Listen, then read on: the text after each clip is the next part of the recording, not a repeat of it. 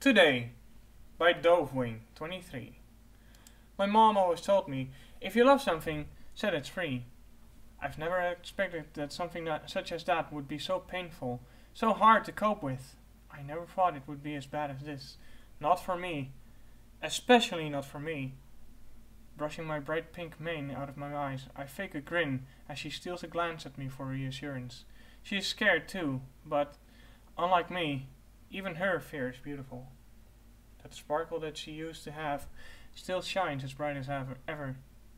Her dress flows behind her, a tint of purple among the massive expanse of white marble. She is levitating the most beautiful bouquet of flowers. I squint my eyes as I get a better look. Violets, just as the color of her eyes.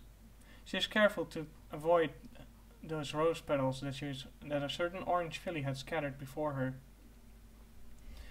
The smell of lavender perfume rings through the air, but I can only wonder why she decided to use it. Her natural smell is so much better. A murmur runs through the crowd as the mare finally reaches her place next to her lover. I cringe at the word, lover. Even the princesses were both there. Here, at this time. They couldn't miss this wedding, could they? Princess Celestia was even the priestess. Though she was not of the royal family, Princess Celestia insisted on showing up in the most fitting role. I was there when she said that too. She looked just as much as in denial as I did. Letting your most faithful student go must be hard, huh? I bet this isn't as hard as losing your love for the final time. The other mare gave a faint smile at her bride. I don't think any pony can say that she isn't beautiful.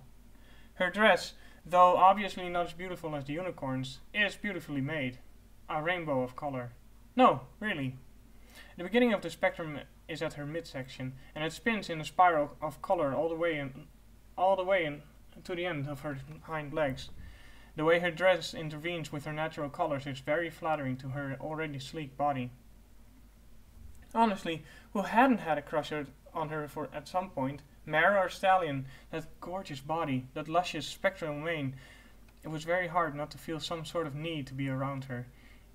Even I had some small crush on her when I had first met her, but that's so long ago now, replaced by my lust for her.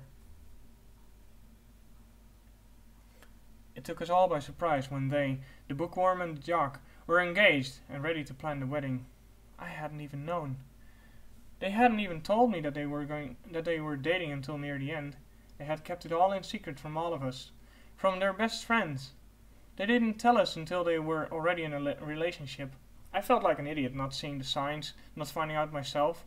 They told us that we would doubt them, would see them in a different light as a result.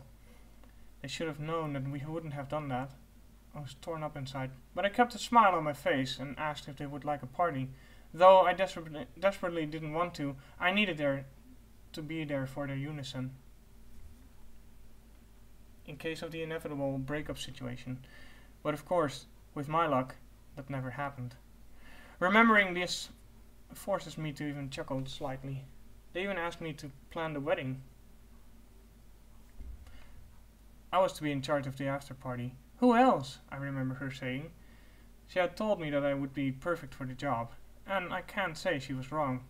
Just for her, it'll be the best after wedding party the world has ever seen. Everything's set up now, in the other room that the brides are sure to walk into after the wedding.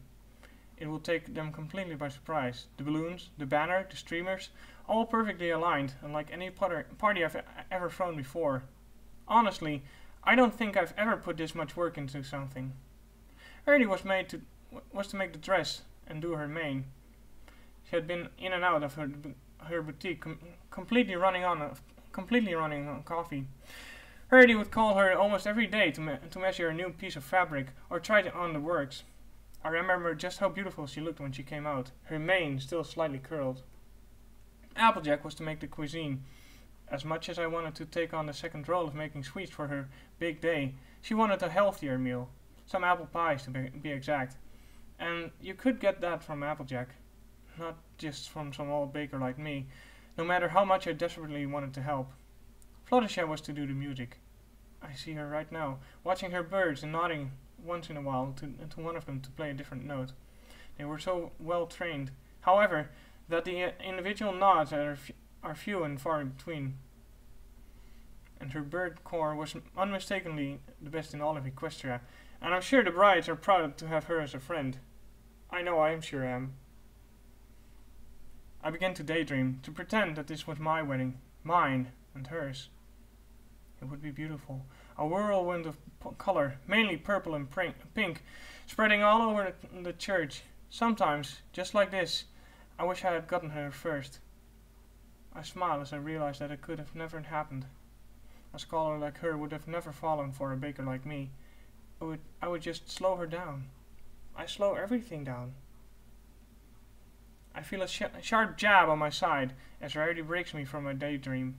I was about to hiss at her for the pain before I remembered that this is not what I do. Not how I compose myself. I gave her a wide, playful grin before I realized why she jabbed me. They were about to say their vows. I hear Celestia begin. She stutters in her words for a few moments, resistant of letting her most faithful student go to another mare. I take a long, deep breath and brace myself for the impending sadness that awaits me. I begin to process a thought that had been with me for almost the entire day. It was almost over. Tomorrow, I would lock myself in my room and cry until I run out of tears. I would cry out of a multitude of things. Forgiveness, happiness, another chance. But tomorrow, I will cry for her. Tomorrow, I could drown myself in the never-ending abyss of sorrows that surround me. Tomorrow, I could finally rip off the mask I wear in half, even if only for a day, and watch it shatter on the ground in front of me. It is a theater mask, the bright and happy one that shields the sad and broken one. If that first mask shatters in front of me, all that would be left is the broken mirror that makes up my inner self. I really hate that mask, but it is what must be worn. And right now, I had to be there for her, more than ever. No matter what my heart told me, no matter what mask I had put over my feelings, I had to be there. I had to keep that mask on. I would do it for her. Of course I would. Seeing her smile makes my life light up again, even if only for a moment. Her smile is twice as bright as any pony else's that I've ever seen. I would do it for her as well, the mare that stole her away. She's my very best friend, after all. I can't get mad at her for stealing her away. She hadn't known anything. She had kept the box that is my heart just as locked around her as around any other of our friends. When I remembered all the pranking we did together, I couldn't help but smile. I would do it for myself as well, at least for one last day. Just one. But it's always one more for me. I need to wear this mask. It has become a part of me, a previously unneeded part that I hate with all of my heart, but it does its purpose for this day. If they found out about me, the real me, they would run away. They would be scared of me, I'm sure of it. They would never see me again. After that, there I would lie, forgotten. But after today, that will be just fine for me. So, today is a special day. For them, and for me. Today is the day I will finally be set free from the chains that bind me to this mask. And it was there that I decided that as the two brides both said their I do's. Today, I would hide my constant frown yet again from the world. Today, I would be the bright and cheerful pony that Ponyville knows and loves. Today, I would be Pinkie Pie. We're about to enter that room. That room. The one that proves that it's all over. She walks on over to me, smiling just as bright as she always does. And for the first time in my life, the smile I give back is real. The end.